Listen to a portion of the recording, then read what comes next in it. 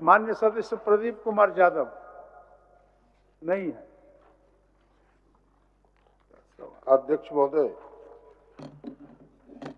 यह सभा राज्य सरकार से अविस्ताव करती है कि यह व्यापक लोकहित में खिलाड़ियों के लिए एक अलग बटालियन का गठन हो एवं झारखंड खेल नीति में आवश्यक संशोधन करते हुए जिला एवं राज्य स्तरीय खिलाड़ियों को भी सरकारी नौकरी में आरक्षण एवं अन्य आर्थिक सुविधाएं दे।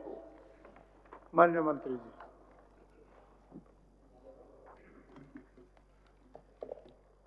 माननीय सदस्य का अभिस्ताव के दो खंड हैं। पहला खंड खिलाड़ियों के लिए एक अलग बटालियन के गठन से संबंधित है। माननीय, यह सरकार का नीतिगत मामला है और पहली बार इस तरीके का कोई सुझाव सरकार को प्राप्त हुआ है। इसके तमाम विषयों का आकलन करते हुए सरकार सकारात्मक इसमें पहल करना चाहेगी। दूसरे खंड में माननीय सदस्य जिला स्तरीय एवं राज्य स्तरीय खिलाड़ियों को भी नौकरी में आरक्षण एवं अन्य सुविधाएं देने की बात करते हैं।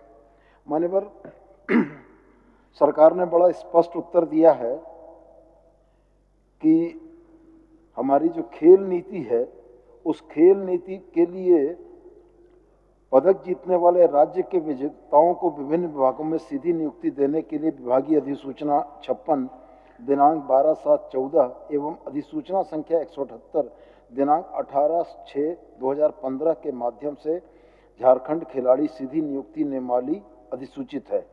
उक्त नियमावली के आलोक में कतिपय खिलाड़ियों को राज्य के विभिन्न विभागों में नियुक्ति दी भी गई है और झारखंड खेल नीति 2022 में राज्य के खिलाड़ियों को आर्थिक सुविधाएं दिए जाने का प्रावधान है।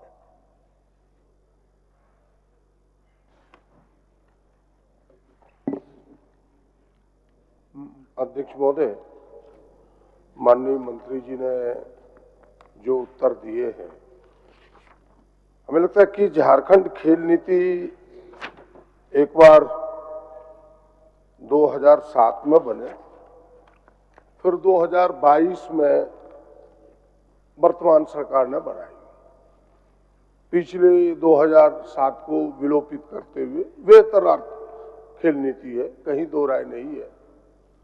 लेकिन जिन बातों का माननीय मंत्री ने जिक्र किया है कि भाई हम अलग अलग सुविधाएं, अलग अलग छात्रवृत्ति उत्तर में भी लिखित है, मेरे पास भी वो खेल नीति के पाठ है और उसमें अध्यक्ष महोदय यह स्पष्ट है, 7.4 का आपने जिक्र किया है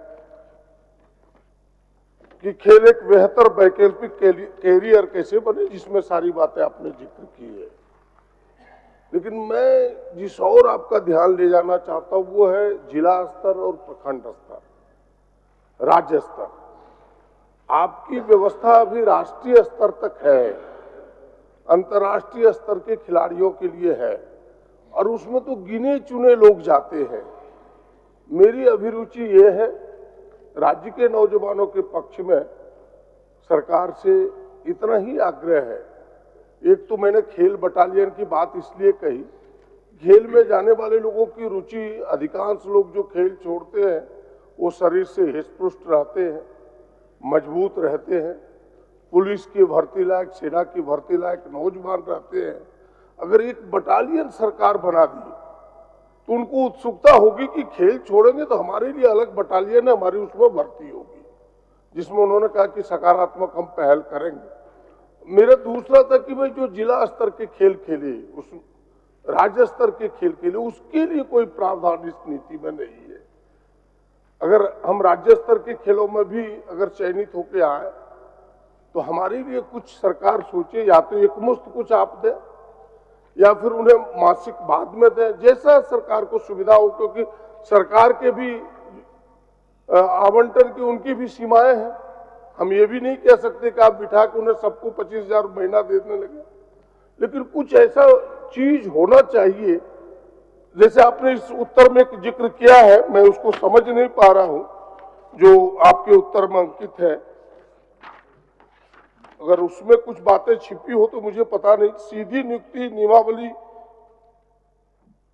में आ रही परेशानियों को देखते हुए विभाग द्वारा झारखंड उत्कृष्ट खिलाड़ी सीधी नियुक्ति भर्ती एवं सेवा शर्त नियमावली का गठन किया जा रहा है।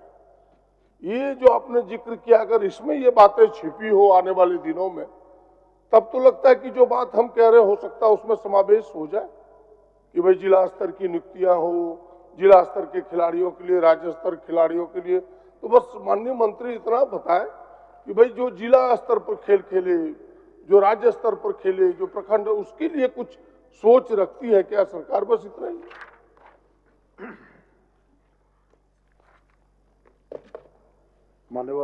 माननीय सदस्य ने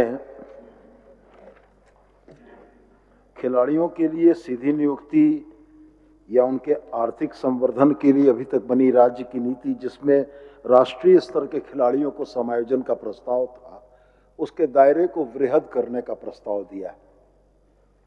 साथ में वो यह भी कहते हैं कि राज्य सरकार की भी अपनी सीमाएं हैं और एक सीमा तक ही इन चीज़ों को स्वीकार किया जा सकता है या नई चीज़ों में जोड़ा जा सकता है।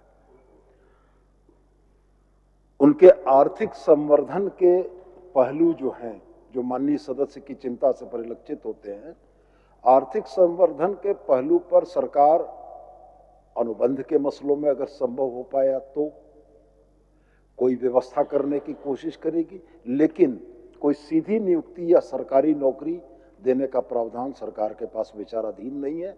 और जो परिस्थितियां हैं उसके आलोक में लगता है कि राज्य के आर्थिक हितों के लिए उचित भी नहीं होगा। मंत्री महोदय, फिर मैं एक बार खाली स्पष्ट करता हूं, फिर तो सरकार जो कहेगी अंतिम निर्णय वही होगा। मैं स्पष्ट ये कर रहा हूं कि राज्य स्तर पर जो खिलाड़ी खेले, आप कुछ उन्हें तो सहयोग करें ताकि उनको उत्साह हो कि भाई अगर राज्य स्तर पर भी हम खेले तो हमारे कुछ न कुछ वेटेज मिलेगा। आप सीधी नौकरी में जैसे 2% दिए हैं, राष्ट्रीय स्तर में जो मेडल लेके आएगा, अंतर्राष्ट्रीय स्तर पर मेडल लेके आएगा। हम राज्य स्तर फिर खेल रहे हैं तो हमें राज्य स्तर के बाद तो कुछ नहीं है, फिर लोटा थाली लेके हमें वापस ही जाना है। आप या तो उन्हें कुछ आर्थिक सहयोग ही करें एक मुश्त, कि नहीं भाई अगर राज्य स्तर पर भी कोई खेल करके आएगा तो 50,000, 1 लाख रुपया हम देंगे, एक मुश्त देंगे। इतना तो सरकार कर ही सकती है, क्योंकि तब खिलाड़ियों की संख्या अधिक होगी और लोगों में प्रतिस्पर्धा करने वाले की संख्या अधिक होगी, और जो लोग अभिरुचि जो अभी आज देख रहे हैं, इससे वो अभिरुचि कई गुना ज्यादा होगा। ये मेरा आग्रह है। इस पर सरकार को सकारात्मक विचार करना चाहिए। जो बात आप कह रहे हैं वो बात हमने पहले ही कह दिया है कि सरकार की सीमाएं हैं, मैं उन सीमाओं को समझता हूं, ये बात मैंने पहले कहा। लेकिन इतना तो आप कर सकते हैं जो मैं आपसे आग्रह कर रहा हूं, और ये राज्य हित में होगा, खिलाड़ियों के हित में होगा, क्योंकि अभी राज्य स्तर के खिलाड़ी के पास कुछ नहीं है। बस इतना ही आपसे हाथ जोड़ के रिक्वेस्ट है। माननीय मंत्री जी, विभाग द्वारा राज्य स्तरीय प्रतियोगिताओं के